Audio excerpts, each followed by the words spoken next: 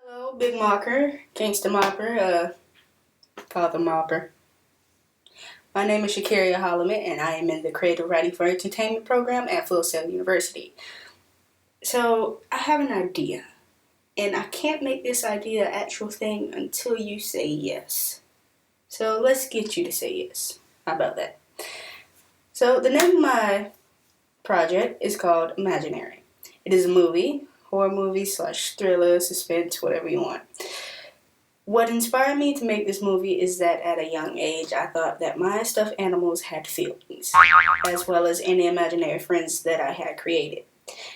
And from there on, I would actually treat my imagination people as actual people, and that stuck with me for a long time. So in the 5th grade, I decided I would write a story about it. And in the story, I developed Imaginary, a darker playmate, if you will.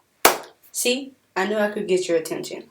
So, you're probably wondering what I mean by a darker playmate. Well, this is my way of introducing my antagonist, Lucas. No, it's not Lucas. It's Lucas. Sound evil, doesn't it? Made that up all by myself. Anywho, Lucas is the long-forgotten creation of my protagonist, Kira. He can shapeshift into any different form, which allows him easy access to almost everything, which is pretty terrifying now that I think about it. Anywho, the audience doesn't get to see Lucas until like the middle part of the beginning of the film. Do remember that Lucas is a creation. By creation, I mean he was once a figment of imagination of my protagonist, Kira. Now for my protagonist, Kira Times. Kira is a short African-American female who is in her final year of high school. She doesn't say much and tends only to talk to her respected teachers and her one friend, Kaden. Throughout the film, we follow Kira on her tragically made way of becoming a hero. Kira is often defined in my story as a short, black girl with long dreadlocks that is often put in a high ponytail. She can be seen wearing a purple jacket and purple and black Converse sneakers. Okay, so you're probably thinking, hey, where's the action? First, calm down. Let me explain. The conflict of this film is between Lucas and Kira. Lucas is like, hey, I want to be your world. And she's just like, no. Which, in Lucas's mindset, means, no, I hate you, go die. And that just instigates a lot of bad things. Well, the beginning of the story starts with Kira as a child playing in her front yard, and she seems to be talking to herself. At the end of this little flashback, we see Kira say the words, I love you. And then we see a now teenage Kira in her bed. We then follow Kira and her friend Kaden, and the audience gets an insight of who the characters like and dislike.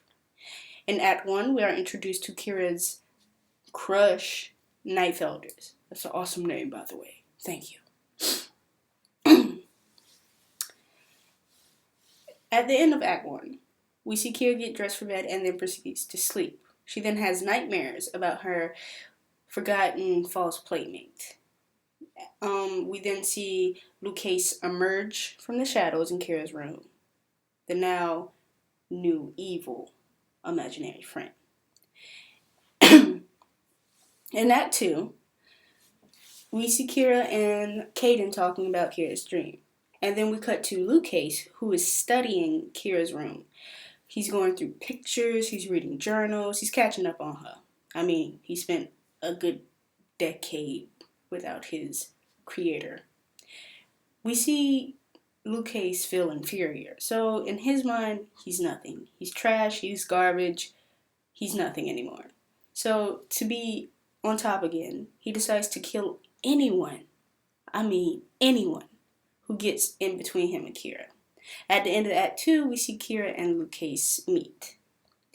In Act 3, the climax, Kira is given a choice. She can either go with Lucas or watch her friends die for the rest of her life. She does not know how to get rid of this.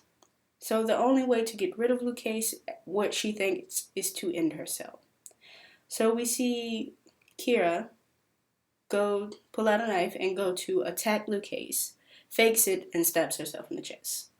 Her ending words being, I can't play anymore. After that, the credits roll.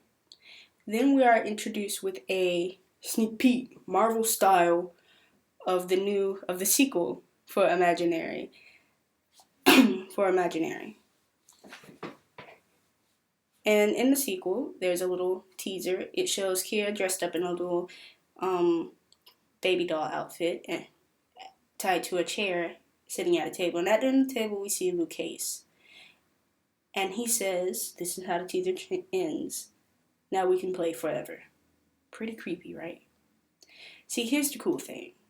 I got Wes Craven to agree to direct this movie. And, I mean, who wouldn't want Wes Craven to direct a movie? He's like the king of horror. Anything that I've messed up, he can fix. He's awesome. The gear that I'm using for this movie, well, to write the final draft of the script, is called a Final Draft 9. Since I'm using this, it would be a lot easier for me to move around and figure out what scenes need to be changed. Alright, Mr. Macher, so you're probably wondering, how are we going to get this movie made? Who does it go to? Who are we marketing for this movie? Well, Mr. Macher, I will tell you. Our age group for this movie is teenagers and young adults, ages 16 to 28. That is our demographic. They are more likely to respond to horror movies than older people. This is like the experimental age for everyone, as well as males and females. For the males of this movie, we have action, gore, horror. Females, we have a little romance in there for y'all, just so y'all know. We know how girls love. It's weird. And then we have our horror movie fanatics. We have the Tim Burton people that probably love any type of creepy, dark horror movie going on. As for the media, for the transmedia, I'll tell you. Here's what we're going to do, Mr. Macher. We're going to have a mini YouTube series. We're going to have a live action experience. We're going to have creepy movie teasers for the social media campaign. Bear with me. Stay with me, sir. For the social media, we're going to have a contest. Draw to impress, draw to express, draw to win contest. Get free tickets and a behind-the-scenes tour with Daniel Radcliffe. Awesome, right? I'll have my main actor, Daniel Radcliffe again, post pictures of himself in the makeup chair. That'll be wonderful. The company that I'm going to have sponsor my movie, or the one that I'm going to have their product in my movie, would be Pepsi. Pepsi is a wide known brand and is possibly to get anyone's attention, and I would use Pepsi to also get my work known. I would have my main characters on their Pepsi cans just so they know. The product, another company I would want to combine with would be Converse or Vans. As you can see, I have on a Vans shirt. They are also widely known around the population and will get my work out there. You know, Mr. Macher, I know you got a lot of projects to grade, and mine might not be the best, but hey, between me and you, I still got a lot of work ahead of me. And if you don't like this one, don't worry about it, because I have a whole book filled with movies I want to make. So, let's work, Mr. Macher.